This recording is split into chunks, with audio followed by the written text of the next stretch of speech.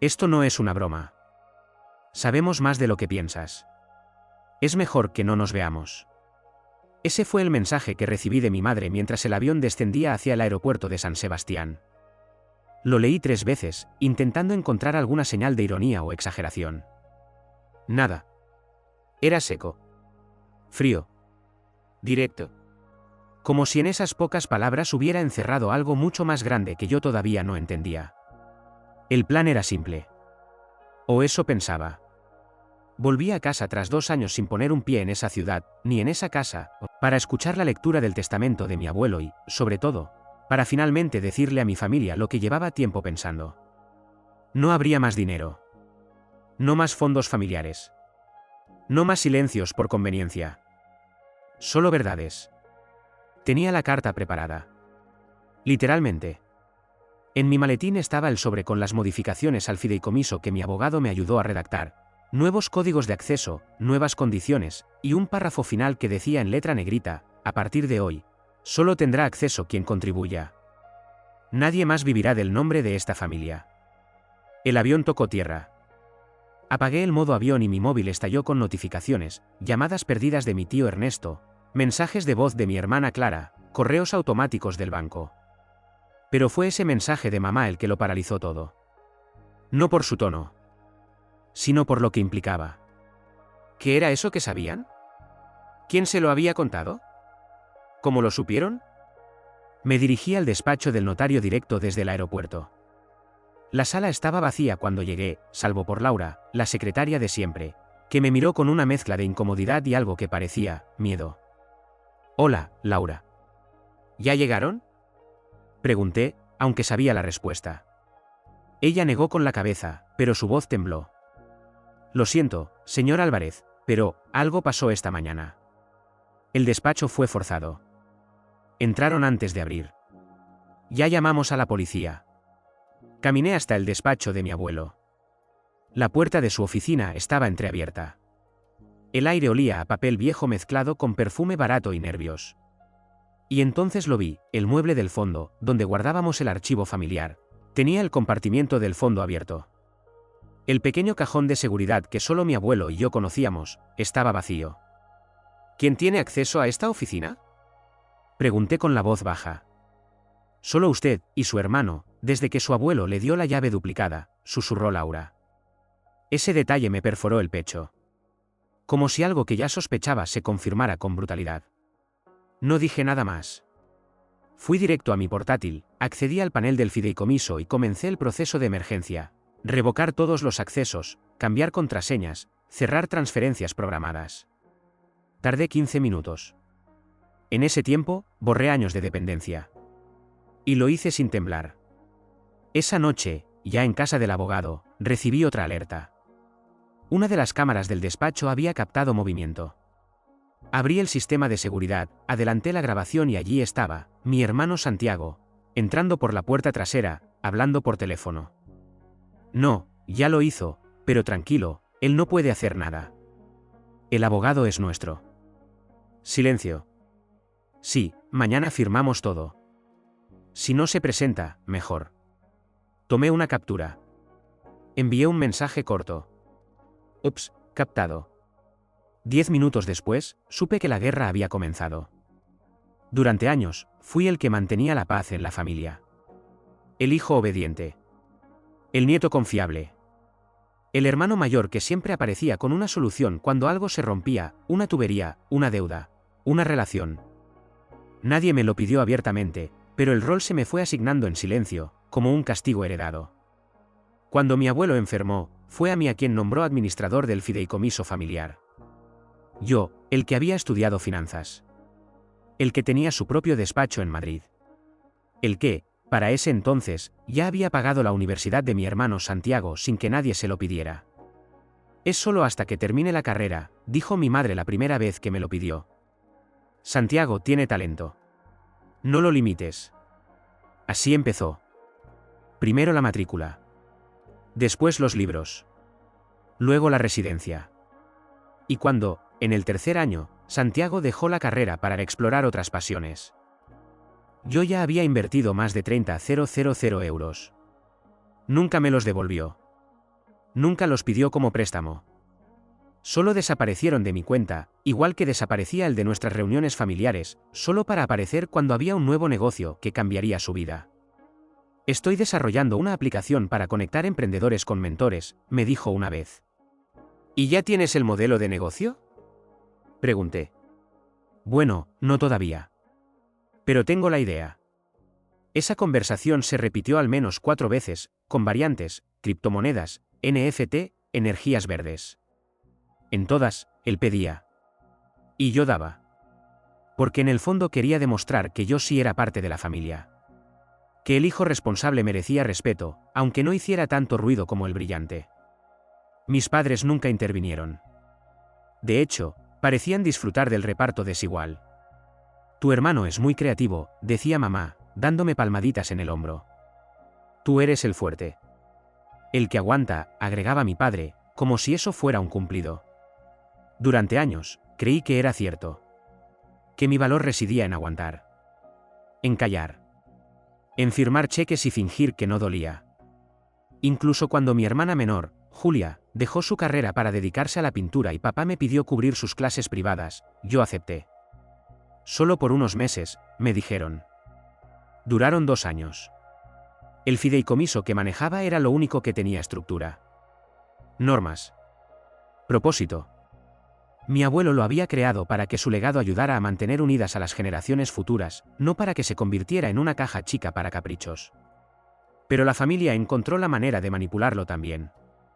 Al principio eran gastos justificados, reformas menores en la casa de mis padres, medicamentos para mamá, un préstamo para ayudar a Julia con una galería.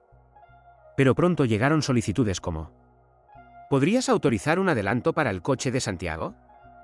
¿Y si usamos parte del fondo para pagar el viaje a Tailandia de Julia? Es arte, ¿no? Se inspira. Cada vez que me oponía, se armaba una escena. Mamá lloraba. Papá se molestaba. Julia no respondía a los mensajes por días. Santiago, simplemente desaparecía. El colmo llegó hace 3 meses. Un correo del banco me alertó de un intento de transferencia desde la cuenta del fideicomiso por 18.000 euros. Según la nota, era un pago urgente por asesoría legal. El documento adjunto estaba firmado por mí. O al menos por alguien que intentó copiar mi firma. El abogado del fondo, Carlos Vega, un viejo amigo de mi abuelo, me confirmó que alguien había accedido a su despacho la noche anterior. Pero el sistema de cámaras no estaba funcionando.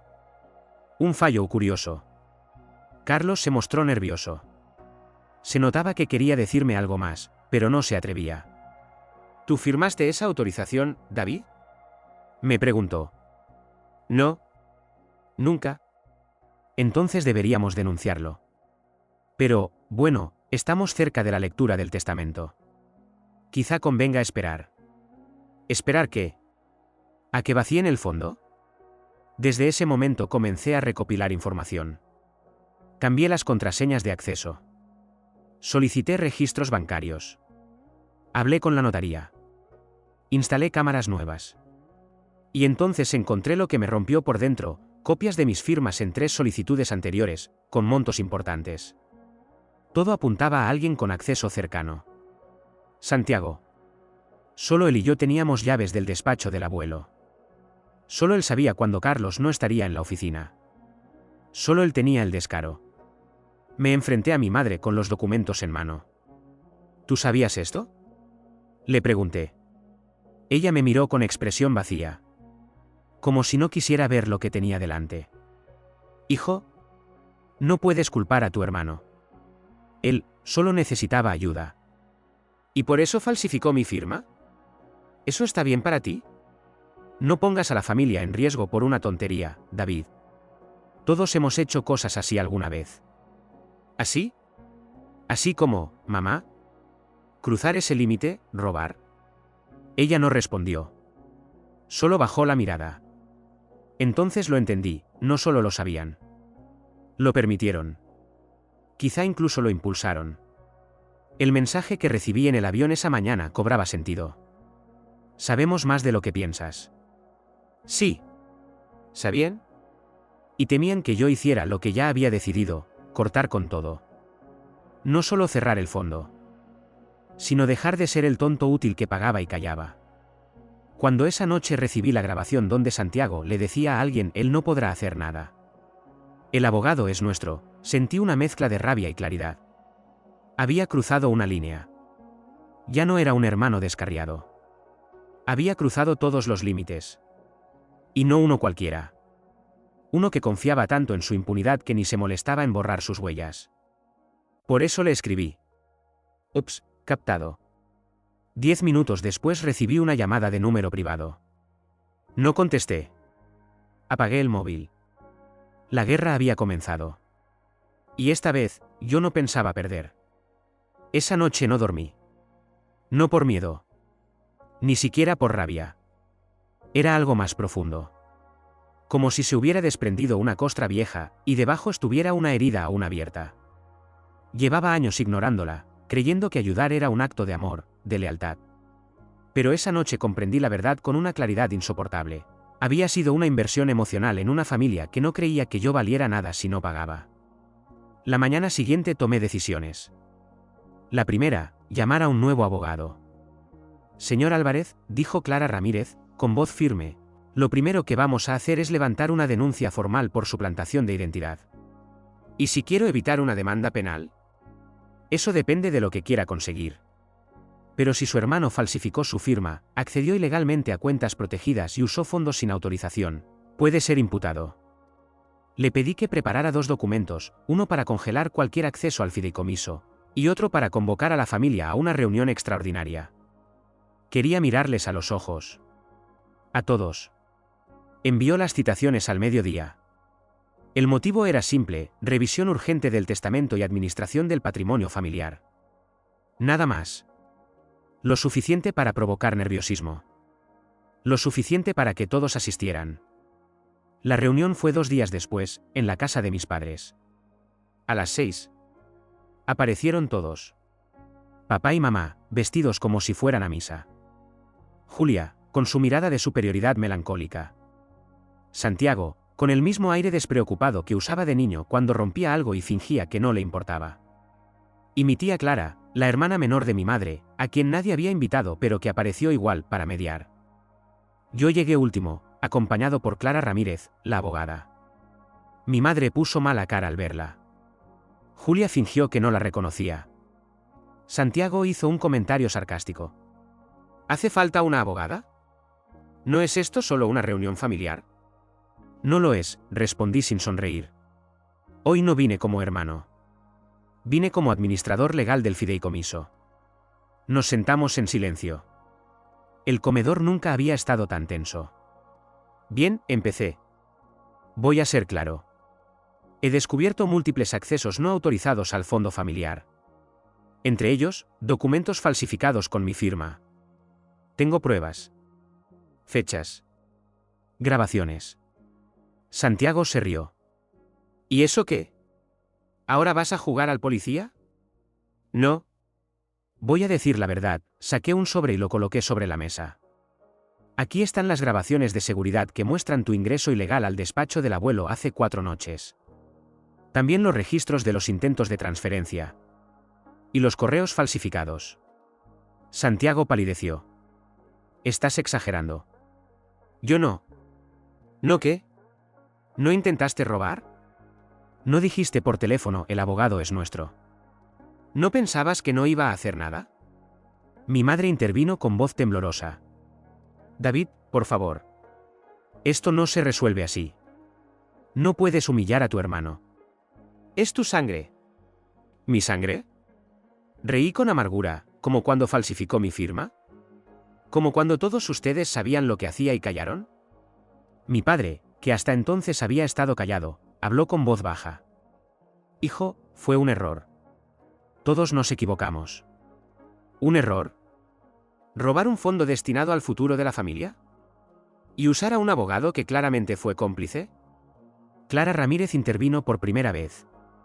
El abogado anterior, el señor Carlos Vega, ha sido denunciado ante el Colegio de Abogados por conflicto de interés. Ya ha renunciado al cargo. Todos los accesos que él tenía fueron revocados. Julia habló por fin. ¿Tú crees que puedes manejar todo esto como si fueras el rey? Siempre fuiste el más resentido. ¿Esto es tu venganza? No, Julia. Esto es justicia. Porque ya basta de pagar por sus caprichos. Ya basta de fingir que esta familia es unida cuando lo único que hacen es usarme. Santiago explotó. Todo esto es porque tú siempre quisiste sentirte superior. Papá te dio el poder del fondo y ahora crees que somos tus empleados. Pero sin nosotros tú no serías nadie. Me levanté. Santiago, sin mí, tú no habrías terminado ni tu primer año de carrera. Sin mí, Julia no habría montado su galería. Sin mí, mamá no tendría el tratamiento que pagamos hace 2 años. ¿Y sabes qué? No me arrepiento. Porque lo hice por amor. Pero ese amor ya no es ciego. Todos callaron. A partir de hoy, continué, el fideicomiso será cerrado a toda la familia, salvo que aporten. Eso incluye trabajo, transparencia y proyectos auditables. No más gastos personales. No más adelantos sin justificación. ¿Y tú quién eres para decidir eso? Dijo mi padre. Soy el único que no robó. Y el único que puede demostrarlo. Clara Ramírez sacó más papeles. Aquí está el documento notarial que ratifica los nuevos estatutos del fondo. Ya ha sido firmado por notario público y registrado. Desde ahora, cualquier intento de acceso no autorizado será procesado legalmente. Mi madre rompió en llanto. ¿Nos vas a dejar así? ¿Después de todo lo que hicimos por ti? ¿Qué hicieron por mí, mamá? ¿Llamarme exagerado cuando decía que Santiago me manipulaba? ¿Reírse cuando dije que no podía más? ¿O fue cuando me mandaste aquel mensaje desde el aeropuerto? Saqué el móvil y leí en voz alta. Esto no es una broma. Sabemos más de lo que piensas. Es mejor que no nos veamos. Ella se tapó la boca. Julia la miró con sorpresa. Santiago desvió la mirada. Ese mensaje, mamá, continué, no lo escribió alguien preocupado. Lo escribió alguien que sabía que su hijo venía a decir la verdad y quería asustarlo para que callara. El silencio fue brutal. ¿Sabes qué, mamá? Me alegro que lo escribieras. Porque por primera vez vi lo que realmente soy para ustedes, un instrumento. Tomé los papeles, los puse de nuevo en el sobre y me dirigí a la puerta. David, espera, dijo Julia, por primera vez sin sarcasmo. ¿Qué pasará con nosotros ahora? Me detuve un segundo. No por duda. Por piedad. Lo que ustedes decidan. Yo ya decidí. Estoy fuera. Y salí. Sin mirar atrás. Sin miedo. Solo con una certeza, no hay herencia más valiosa que la libertad. Cerré la puerta de casa con un peso menos en los hombros.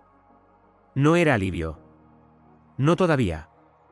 Era una mezcla de agotamiento, rabia y esa paz incómoda que llega después de estallar una verdad que llevabas años escondiendo. Pero dentro de mí había un núcleo duro, firme, que decía, ya no más. Esa misma noche, cambié el número de teléfono. Eliminé el grupo familiar de WhatsApp. Cancelé todas las suscripciones vinculadas a la cuenta del fideicomiso. Dejé instrucciones con Clara Ramírez para que cualquier intento de contacto por parte de Santiago o mis padres fuese derivado directamente al despacho jurídico. Durante los siguientes días, no hubo respuesta inmediata. Silencio. Al principio me sorprendió. Luego comprendí, estaban organizándose. No era el tipo de familia que reacciona con humildad o vergüenza. Ellos acumulaban ira como pólvora mojada. Tarde o temprano, explotaría. La primera señal llegó el tercer día, a través de un correo sin firma enviado desde una dirección anónima. Pensás que ganaste, pero te olvidas que todos caen tarde o temprano. El abuelo te confió algo que no merecías. Ahora te vas a quedar solo. No contesté. El siguiente fue mi padre. Me llamó desde el teléfono de la oficina de mi madre. No atendí. Dejó un mensaje. David, esto no está bien. Has deshonrado a la familia. Tu abuelo se revolvería en su tumba. Todo esto por dinero, pénsalo. Lo escuché con calma. Luego lo borré. Pero la verdadera reacción no tardó en llegar. 5 días después de la reunión, Laura, la secretaria de la notaría, me llamó con voz temblorosa. David, acaban de venir tus padres con Santiago. Querían hablar con el nuevo notario. Intentaron entrar en la oficina sin cita. ¿Lograron algo? No. El personal los detuvo. Pero, gritaron cosas. Dijeron que ibas a pagar caro. Que ibas a arrepentirte. Colgué. Sonreí. No porque fuera gracioso, sino porque ya no dolía. Había esperado tanto por ese momento, verlos sin acceso, sin poder, sin la palanca de siempre. Esta vez, no había vuelta atrás. Y entonces, el mensaje inesperado.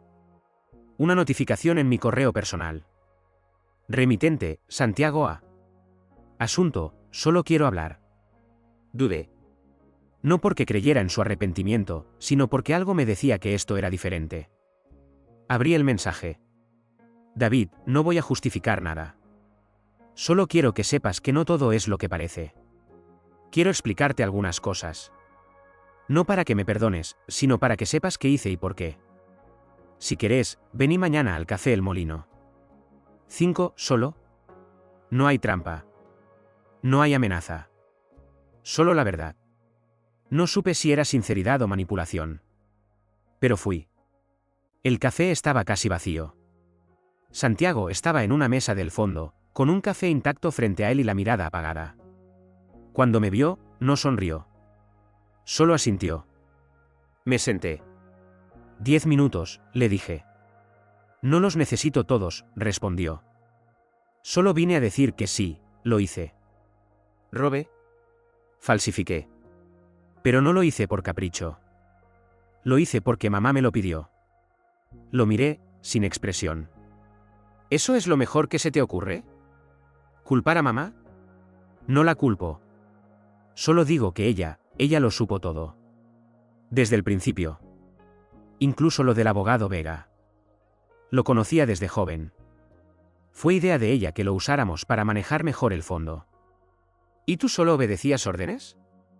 No. Yo también quise. Pensé que podía sacar algo. Que me lo merecía. Todos hablaban de lo mucho que dabas, pero nadie hablaba de lo que yo perdí. Siempre fui el fracasado. El que decepcionó. Y un día me cansé. Pensé, si él nunca va a compartir, pues lo tomaré. Pero compartí, Santiago. Te pagué una carrera. Te di más oportunidades que nadie. Lo sé, dijo bajando la voz. Por eso ahora, estoy vendiendo el coche. Para devolverte lo que pueda. No tengo cómo pagarlo todo. Pero quiero empezar. No por vos. Por mí. Guardé silencio. No porque le creyera, sino porque me di cuenta de algo que me impactó más que su confesión. Santiago había envejecido. No en arrugas. En alma. Esa seguridad arrogante con la que siempre caminaba se había desinflado. Ya no era un ladrón con excusas. Era un hombre hundido en sus ruinas. Te creo que quieras arreglarlo, le dije al final. Pero yo ya no tengo espacio para esto en mi vida. ¿Puedo hacer algo? Sí. Viví con tu verdad. Yo ya tengo la mía. Me levanté. Me fui. Y no miré atrás. Pasaron semanas. Mi vida cambió sin que lo notara al principio. Dormía más. Mi celular dejaba de vibrar constantemente. Ya no tenía que explicar cada gasto, justificar cada transferencia, resolver cada drama. Volví a pintar. Algo que no hacía desde la universidad. Empecé a caminar sin rumbo los domingos. A desayunar sin mirar el reloj. A no ser el que sostiene a todos. Mi madre me escribió por carta. Sí, una carta física. Tu abuelo te amaba, pero también era un hombre orgulloso. Quizá tú heredaste eso. Solo quiero que sepas que pase lo que pase, siempre serás mi hijo.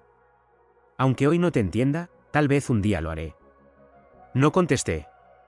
No con palabras. Pero guardé la carta.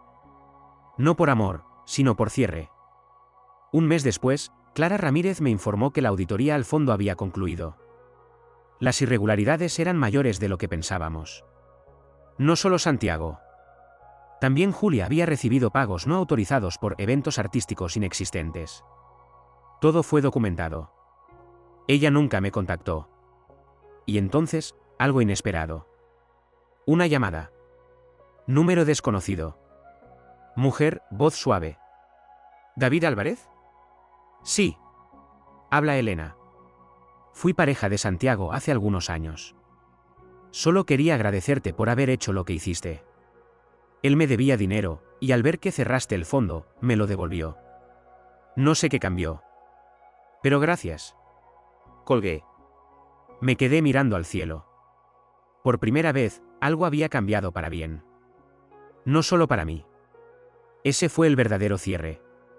No el castigo. No la venganza. Sino saber que, al fin, mi decisión había causado una transformación. Una real. Han pasado 6 meses desde aquella tarde en la que dije basta. 6 meses sin llamadas a medianoche pidiendo transferencias urgentes. 6 meses sin ver a mi madre cubrir los errores de Santiago. Sin los reproches velados de Julia. Sin esa sensación de que mi lugar en la familia dependía de cuánto pudiera dar, en vez de cuánto valía simplemente por existir. Al principio, dolía. No lo niego. El silencio era ensordecedor. Los domingos dejaron de ser reuniones familiares y pasaron a ser desayunos lentos en soledad. Mi agenda, antes ocupada con asuntos del fondo y crisis familiares, ahora tenía espacios en blanco. Y esos espacios me asustaban más que cualquier insulto. Pero también empecé a respirar distinto.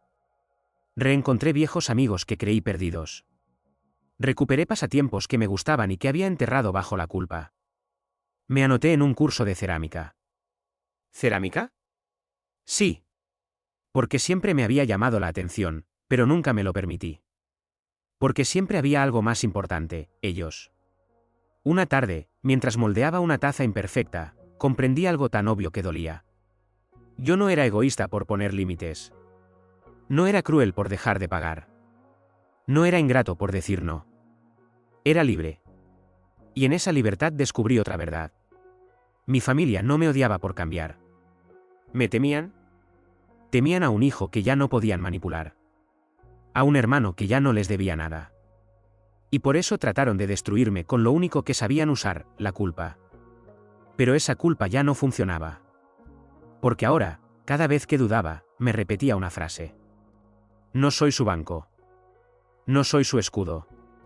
No soy su sacrificio. Un día, en una cafetería cualquiera, vi a Julia de lejos. Me vio. Dudó. Y se marchó sin saludar. No dolió. Otro día, recibí una carta formal informándome de la venta de la galería que llevaba su nombre. Ningún comentario. Solo cifras. Cierres. Fin. Y un domingo, justo cuando pensaba que todo ya estaba cerrado, recibí un correo inesperado. De alguien que no esperaba, la exesposa del abogado Carlos Vega. Solo quería agradecerte. Mi exmarido perdió su licencia, sí, pero también enfrentó finalmente las consecuencias de años de favores sucios. Gracias por tener el coraje que otros no tuvieron. Sonreí.